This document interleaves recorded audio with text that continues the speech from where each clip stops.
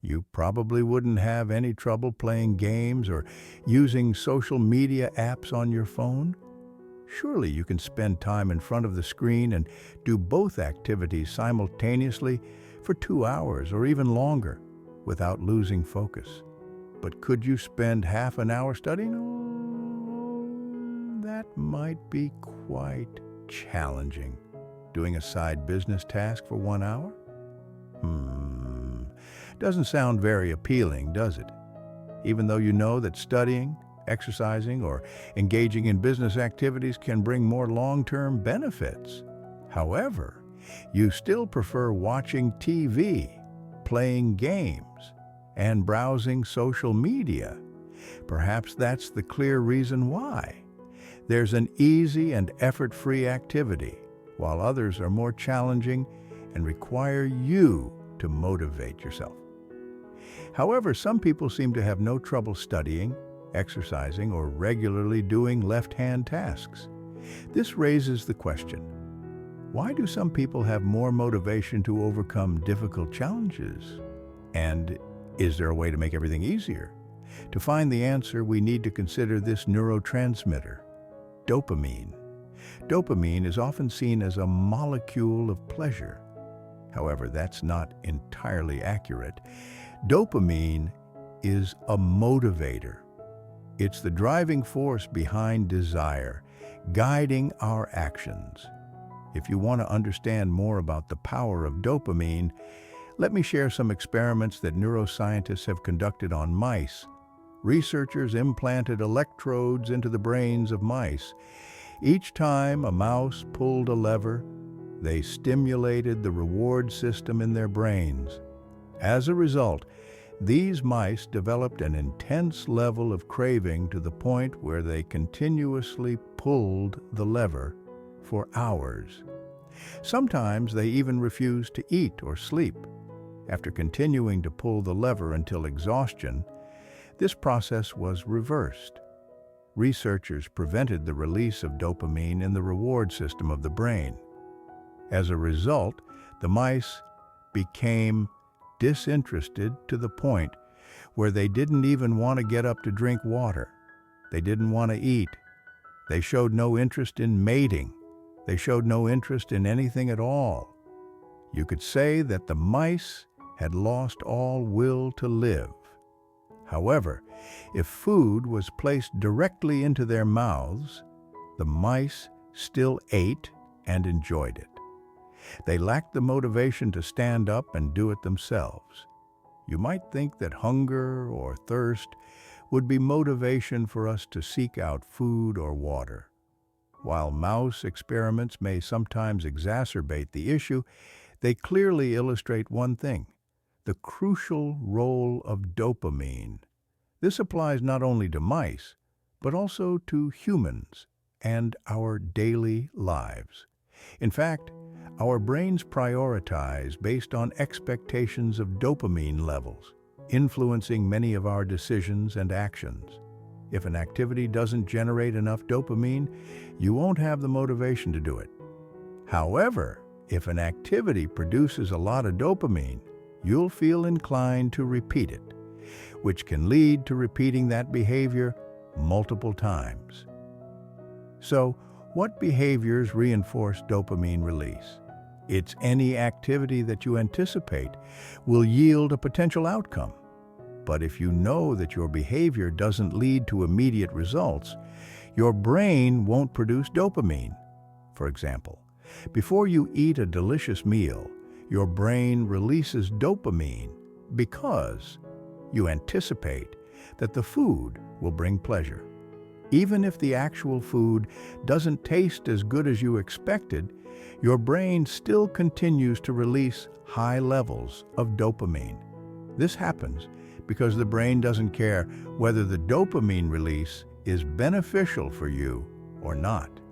It only cares about generating more dopamine. A classic example is drug addicts. They know very well that what they're doing is harmful to their health. However, the only thing they want is more drugs. Cocaine and heroin, besides providing a sense of excitement, also stimulate the release of dopamine unnaturally, making users crave them even more. However, it's worth noting that virtually every activity generates some level of dopamine. Even drinking water when you're thirsty can stimulate the release of dopamine. However, the highest spikes of dopamine often occur when you unexpectedly receive a reward. A classic example is playing slot machines at a casino. Even if you're losing money continuously, you still hope for a bigger reward. This makes gambling more enticing because you never know when a reward might come. In today's digital world, we often don't realize that every day our brains are being flooded with a significant amount of dopamine, even when we're not aware of it. Behaviors that we commonly engage in that trigger high levels of dopamine release include scrolling through social media, playing video games, watching online pornographic content, and more. Each time we engage in one of these behaviors, we anticipate a reward, which is why we frequently check our phones, hoping to find a new message or notification. We've come to understand that ultimately, we will receive the desired amount of dopamine. We're gradually becoming like mice running in circles, facing the urgent need for dopamine. You might think, well, it's not a big deal, is it? It doesn't harm me in any way. But that's a misconception. Our bodies regulate themselves through a biological system called homeostasis. This means that our body seeks to maintain the internal environment in a state of balance regarding both physical and chemical conditions. Whenever an imbalance occurs, our body adapts to adjust it. Let me explain this through an example. When it gets cold outside, our body temperature drops. In response, we shiver and seek ways to warm our body to maintain temperature. However, when it's hot, our body temperature rises. In response, we start feeling hot and sweat to cool down. Essentially, our body is trying to maintain a stable temperature around 37 degrees Celsius or 98 degrees Fahrenheit without any issues. However, there's another way to express internal balance, and that is through resilience. For example, someone who rarely drinks alcohol may quickly become intoxicated after a small amount. However, frequent drinkers will need to consume more to feel a similar effect because their bodies have developed tolerance to alcohol. Essentially, they need a larger amount of alcohol to make them intoxicated because their bodies have become less sensitive to its effects. And this is similar to how dopamine works. Your body strives to maintain homeostasis, so it adjusts down your dopamine receptors. Your brain itself has become accustomed to having high levels of dopamine, and those levels become your new normal. Therefore, you develop a tolerance to dopamine. This can create a significant problem because activities that don't provide enough dopamine no longer interest you. Encouraging oneself to do harder things is very challenging.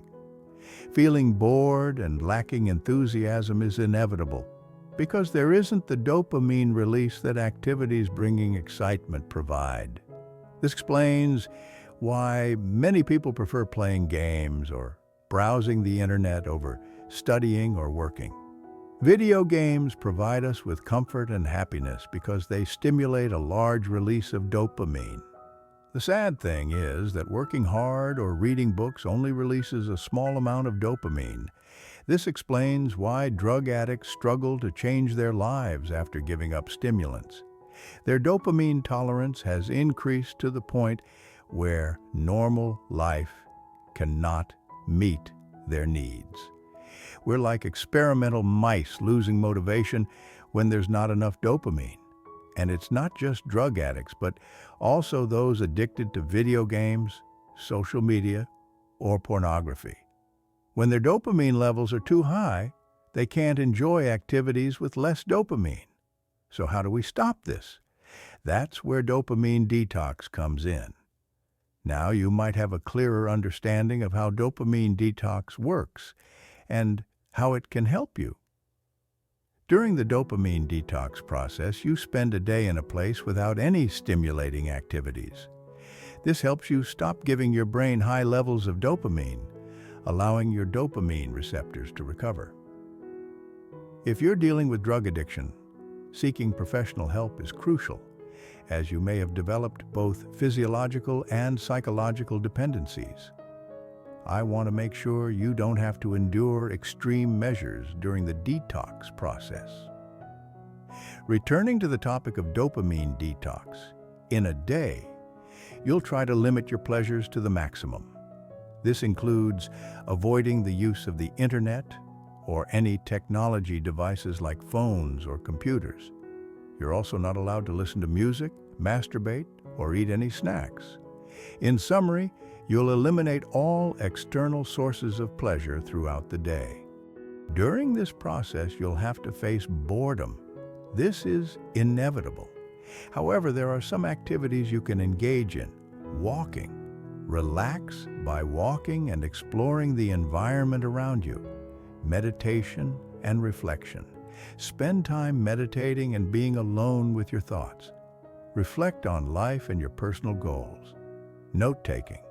Write down any ideas you have, but jot them down on physical paper, not on a computer or phone. Nevertheless, I believe you can overcome this challenge. This is an opportunity to connect with yourself and explore deeper thoughts that you may have overlooked in your daily life. If you want to see quick and effective results, you need to take decisive action. One way to understand why this method can work is, imagine you eat at the best restaurant in your town every day. As a result, what was initially considered special becomes ordinary in your daily life. This happens because your body and mood adapt to the new environment and situation, gradually accepting it as the new normal. If someone were to offer you a bowl of plain rice, you might decline. After all, it doesn't seem as appealing as the everyday meals you typically have. But if suddenly you find yourself stranded on a deserted island and hungry, that bowl of plain rice suddenly becomes more precious. This is exactly how dopamine detox works. It diminishes the pleasure from activities you usually engage in, making them less enjoyable. Simply put, dopamine detox makes daily life duller, but those dull things become more anticipated. If you don't want to go extreme and give up all pleasures, you can do a more gentle dopamine detox. Choose a day of the week to limit one of your high dopamine activities. That action can be anything, from constantly checking your phone, playing computer games, to watching TV or eating snacks. And from now on, one day each week, you'll avoid that activity for the entire day. You can still do other things, but there won't be any action breaking your decision. Exactly. You might feel a bit bored, but that's the point.